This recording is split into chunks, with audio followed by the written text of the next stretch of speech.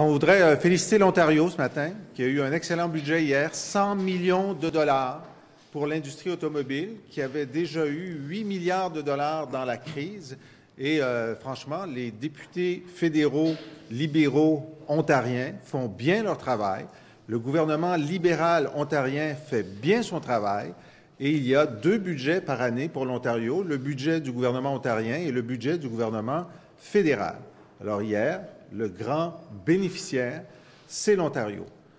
Maintenant, ce qui est bizarre, c'est qu'au Québec, il y a un gouvernement libéral et il y a 40 députés libéraux fédéraux. Où sont-ils? Que font-ils? Pourquoi n'ont-ils aucun impact sur les décisions que le gouvernement fédéral prend avec 60 milliards d'argent envoyé cette année par les Québécois à Ottawa? Pourquoi n'ont-ils aucun poids politique?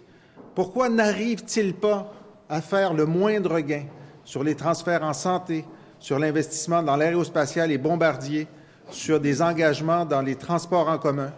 Pourquoi est-ce que hier, c'était important de mettre 100 millions pour une industrie automobile qui va assez bien en ce moment en Ontario, mais $0 pour l'industrie forestière au Québec qui va traverser une crise très grave?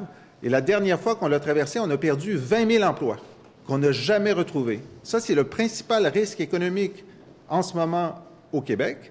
C'est ça, $0 du fédéral. Le gouvernement fédéral aussi a pris une décision dans sa négociation avec l'Europe d'affaiblir l'agriculture québécoise en matière laitière et fromagère à la hauteur de 1,5 milliard de pertes sur 5 ans. Hier, il n'y avait rien pour dire comment cette compensation allait être faite.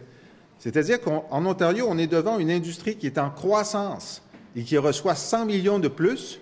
Au Québec, on est devant 2 industries à risque, l'industrie forestière et l'industrie agricole, qui reçoit 0. Alors écoutez, c'est comme si le Québec était déjà indépendant, mais ne contrôlait pas la moitié de son budget. On a les désavantages de l'indépendance sans avoir aucun avantage. Alors nous, on dit, écoutez, on pourrait s'éviter ce traumatisme actuel d'être déçu et extrêmement déçu si on avait un seul budget, le budget du Québec indépendant. Parce que là, l'énergie gaspillée autour de l'incapacité du Québec d'avoir sa juste part, le respect et la décence, bien, on pourrait le transformer en énergie positive. On a bien entendu hier le ministre des Finances et le président du Conseil du Trésor dire qu'ils sont extrêmement déçus. Bien, nous, on est extrêmement déçus qu'ils soient extrêmement déçus parce qu'ils sont censés livrer la marchandise.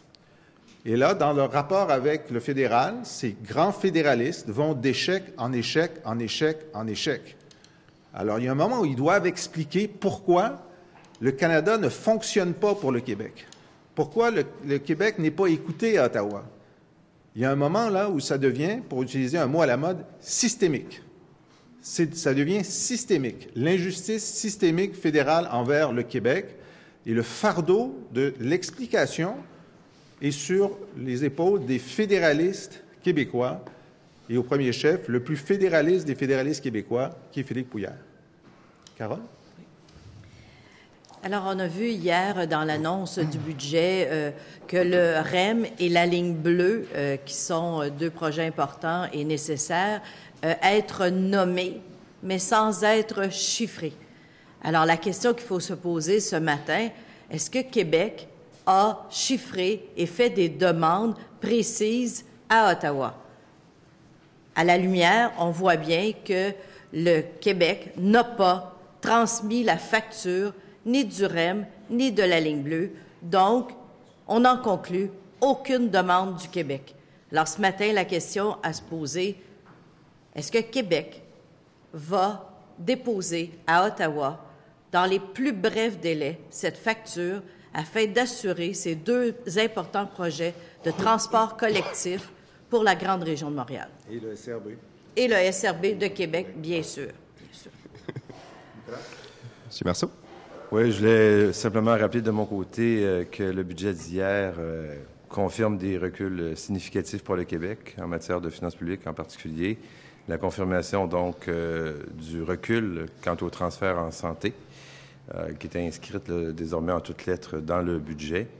Ça va avoir des impacts sur les finances publiques du Québec à long terme. On n'a pas fini d'en parler, malheureusement. Par ailleurs, en matière d'évasion fiscale, Ottawa est dans le business as usual. Il y a bien sûr des montants de plus qui sont consacrés à l'Agence du revenu du Canada, mais la volonté ferme de combattre les paradis fiscaux ne se trouve pas présentement à Ottawa. M. Trudeau se fait complice essentiellement des gens qui font de l'évasion fiscale en ne modifiant pas, en particulier, le règlement de l'impôt et les conventions fiscales qui permettent cette évasion fiscale, cet évitement fiscal abusif. Donc, business as usual à Ottawa et très grande déception de notre côté quant à cet enjeu. Finalement, pas un mot non plus sur la Banque d'infrastructure du Canada, dont on souhaite évidemment qu'elle soit établie à Montréal, qui a une expertise, dans laquelle on trouve une expertise, les grands joueurs. C'est extrêmement décevant en tout cas en matière financière, c'est très décevant. Merci.